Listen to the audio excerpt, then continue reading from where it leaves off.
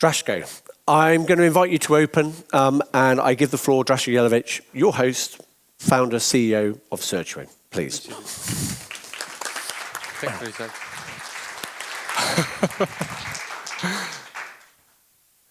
Good morning to everyone. I hope you slept well.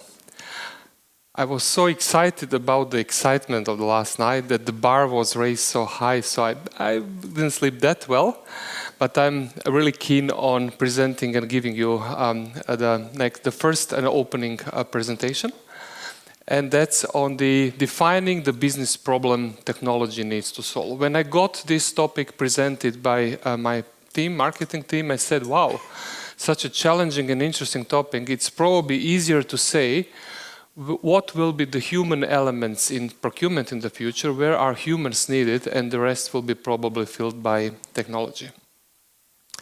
I'm actually, as mentioned yesterday, in April, it's 25 years that I'm in procurement, and I know for some of you in this room, you are even longer in procurement. So longevity in procurement seems to be quite common. Obviously not for the CPOs. I recently read the study in the US. The average tenure in the job is less than 3 years. But which is actually just half of the time of an average tenure of the CEO. So there must be a problem or a challenge somewhere. But I'm actually excited about the last couple of years in procurement because there is an increasing complexity, which means which challenges procurement, the old habits, the old way of doing. And I believe there will be a major shift in procurement profession and organizations in the next couple of years, driven by the market challenges, driven by the changes in the industry landscape, driven by the expectations, and also primarily driven through technology. So we look at the increasing complexity from a study. Many of these topics are actually quite known. You are familiar with cost reductions, operational efficiency, driving and pushing digitalization forward, supply chain resilience. It's actually more and more adding to procurement, and it's not really easy to be in procurement and satisfy all the demands coming to procurement professionals. There is a sense for decades in a procurement community, we need to change something, we are not there yet, we deserve that seat at the table. And that's actually coming from, I would say, a procurement dilemma which hasn't been resolved for the last decades. And procurement dilemma is that we were all about cost reductions in the past, about famous cost savings. And we actually employ the people to do sourcing, we deploy technologies to do sourcing, we put incentives for sourcing and for savings. This is how we actually raise the expectation for our stakeholders that we are the folks who actually deliver cost reductions. And it's very difficult to get out of that mindset and in parallel satisfy the other demands.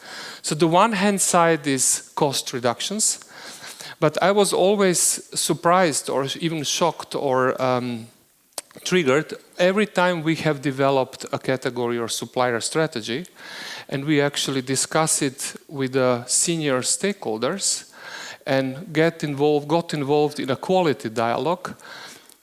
Their requirements on procurement and their language was all but not cost reductions. So on the one hand side, we actually developed procurement to do the cost reduction and according mindset.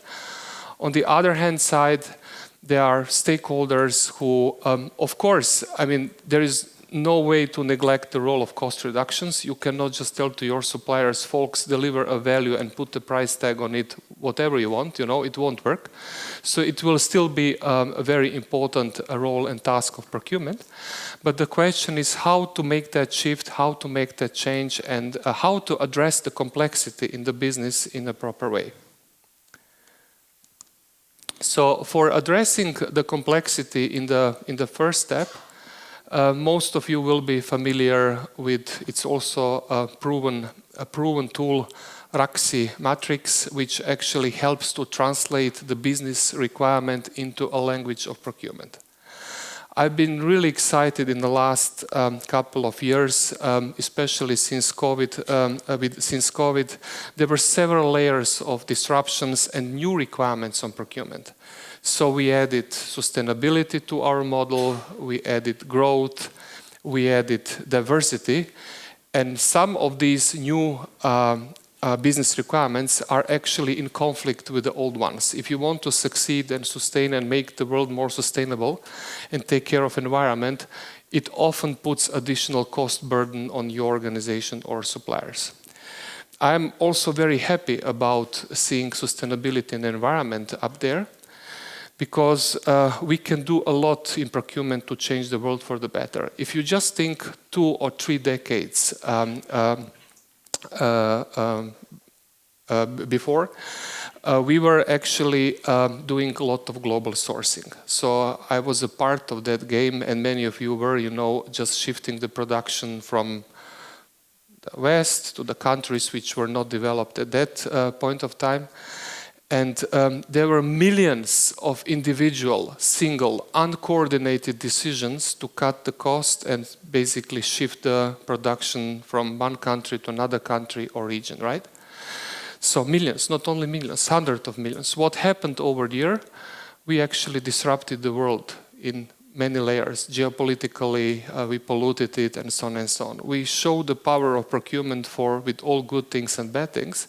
But if we now use the sustainability in the right way, and we have that massive power in procurement with millions of procurement professionals with their, I hope this time, more coordinated, regulated decisions, we can actually change the world for the better.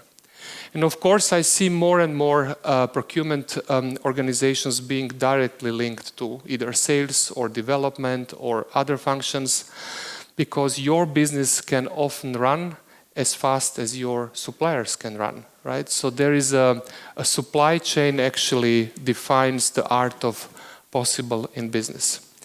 So the first reason I'm actually showing that is to show you how this evolved over time, and I'm really keen on expanding existing models with new requirements, because it's a great opportunity for procurement to change the mindset, change the attitude, and change the ways of doing. The second reason I'm showing that to you is that I want to define ultimately what humans can and must do in the future and what technology can do. When we present strategies to the procurement, or we develop it together and present it to the stakeholders, we quite often hear, oh, Drasko, your strategies look a bit tactical. There is a sense of it's not a strategy, it's tactics, And I actually was thinking about that a lot, because we develop and support category managers with the whole process of developing, validating, and executing category and supplier strategies. And basically, I realized that the real and strategic work is actually in the part of the process before developing the strategy. That's the strategic piece, approaching the right stakeholders. I mean, who are the right stakeholders in your company? Sometimes I spend not just hours, but days with the client to identify the right stakeholders. Then engaging with the stakeholders in the right way. We seen the statistic yesterday that 84% of stakeholders, they don't know about their role in the category management process. So it's not really easy to mobilize them. So then listen to your stakeholders, what they say, because they will not use procurement language. They will often use their business language. So you actually need to translate the business language into procurement language, into Raxi. Then once this is done, you need to prioritize, you need to challenge them, you need to deconflict the conflicting business requirements, you need to get to the strategy, validate the strategy, escalate. So the whole process is hard work, it's a lot of communication, it requires probably different skill set which we have today in procurement. And my point is, actually, once you land and translate your business language into Araxi, the remaining part of procurement will be rather tactical than strategic. Because if you have defined the right Araxi, if you have defined the right business challenges, we always say the category strategy is resulting from the business requirements and from the challenges and opportunities. Your actually strategy can be defined, for example, with Cirtuo with an algorithm, because business requirements and challenges link into levers, strategic levers link into strategies link into set of initiatives. So there is a kind of very nice described order how the things are in and how to develop and grasp the complexity in procurement. Some of you will remember the model we actually presented in the last event. Last year, it's called Strategy Alignment Matrix, and it best describes how to capture enormous complexity in procurement. The process is defined, I mentioned it, understanding business requirements, challenges, deriving savings and initiatives. But it's very important are the layers on which you actually develop your strategies. The first and most important layer is actually procurement. What's the purpose of your procurement in your organization?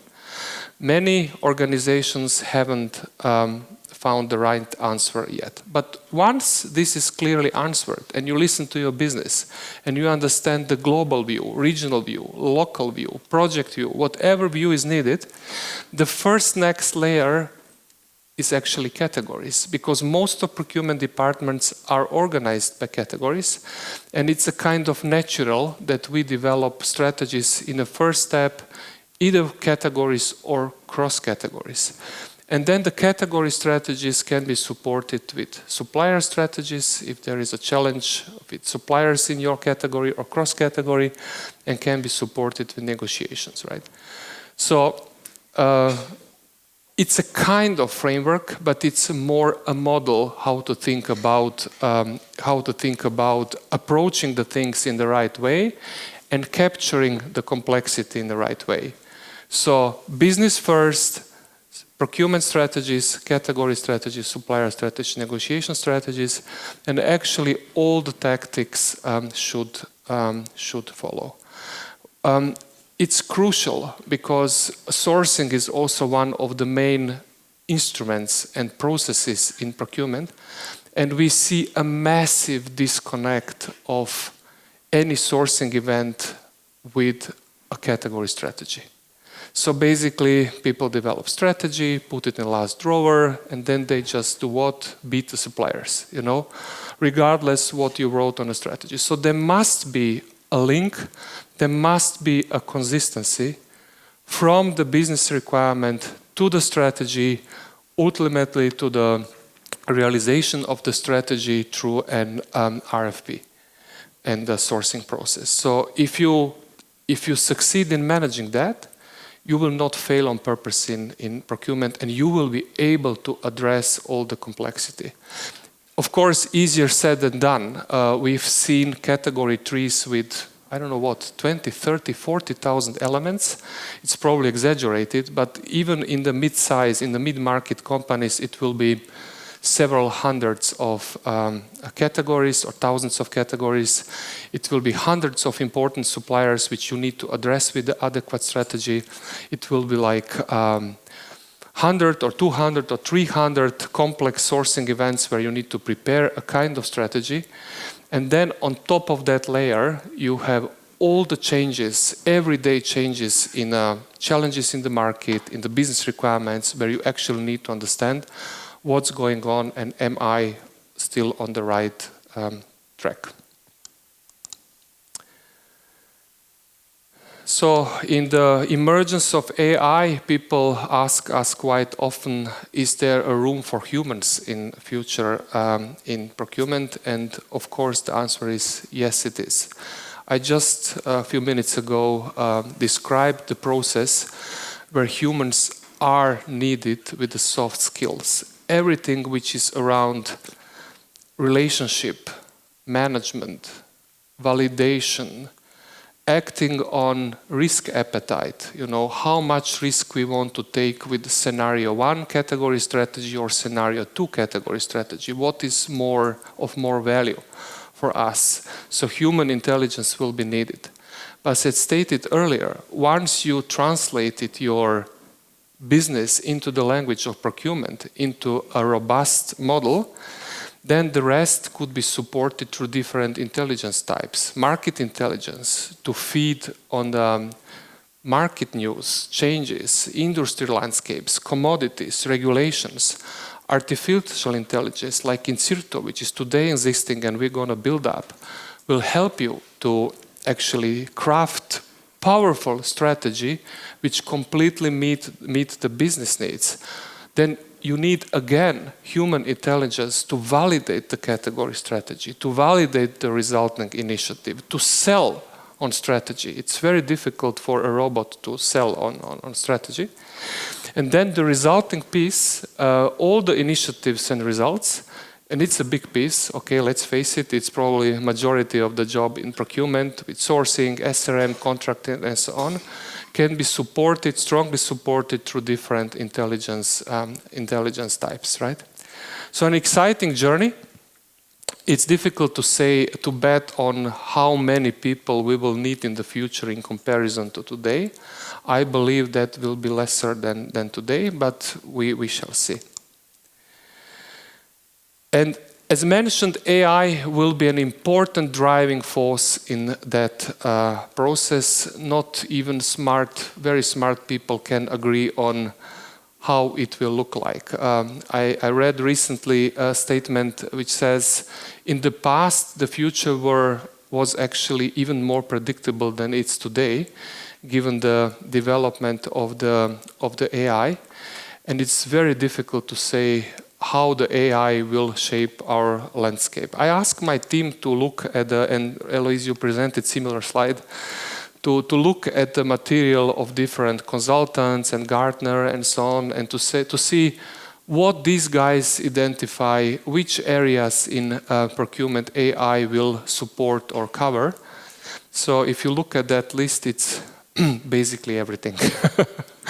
There will be AI all around the place, and often we hear like, okay, everyone is talking about AI, no one knows what it is. I don't see that as fully correct, because in many of your today's applications you are using, there is an AI.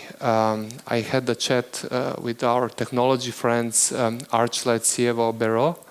We identified like 20-30 cases of AI deployment, either now or future. The cases are really exciting. So you have the AI included in many solutions you use today, but in comparison to what's going to come, it's probably very early stage, and therefore you don't sense it now as a probably big AI. And I also read that in our everyday life we have 10 to 15 touch points with an AI every day through mobile phones, credit cards, you name it. So it will be for sure an exciting journey. I'm looking forward to it. So how to make it happen? It won't work without the right organization and the right people and the right organizational setup. I think that operating models and digital roadmaps are still very important. And procurement, I've seen barely procurement organizations which develop its full performance. And probably the reason is for it that they were always developed backwards. Like, okay, here is your category management organization, please do category management. It doesn't work that way. Because we found out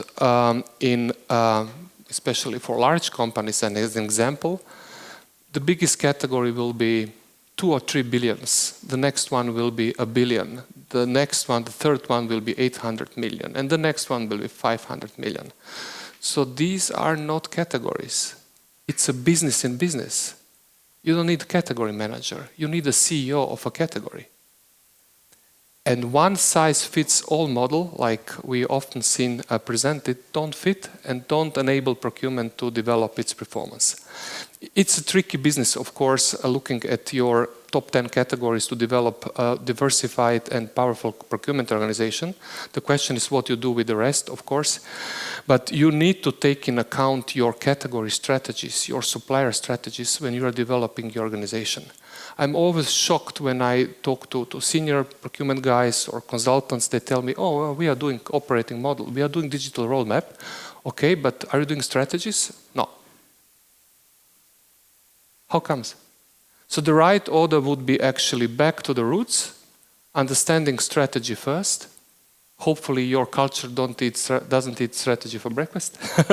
But, you know, strategy first, translation into operating model, and then actually deriving the right digital roadmap. You cannot imagine how many requests we get, like, okay, heard of Cirtuo, I'm interested in AI. Fine, for what? What's the purpose? How does it fit in your overall plans? How does it support your strategy? How does it support your organization?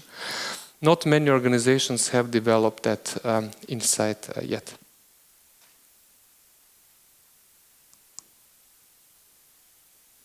I like this picture a lot. I presented last year that idea of a mission control center like setup in procurement. And some told me, Drasko, that's never going to come in procurement. It's not for procurement, not for strategy, and it's more for more dynamic environment of supply chain. And then I opened recently Eloise's book and found a similar picture of a company actually started implementing it, or at least prototyping something like that. I'm in favor of that balance between big picture and details, visualizing the complex data in a simple way, AI orchestrating, it's a new thing in procurement, process orchestration and visualizing actually the data upfront. I believe technology will enable these decisions and will support procurement professionals to manage complexity in a more effective and efficient way. Thank you very much for your attention. Appreciate it. Thanks.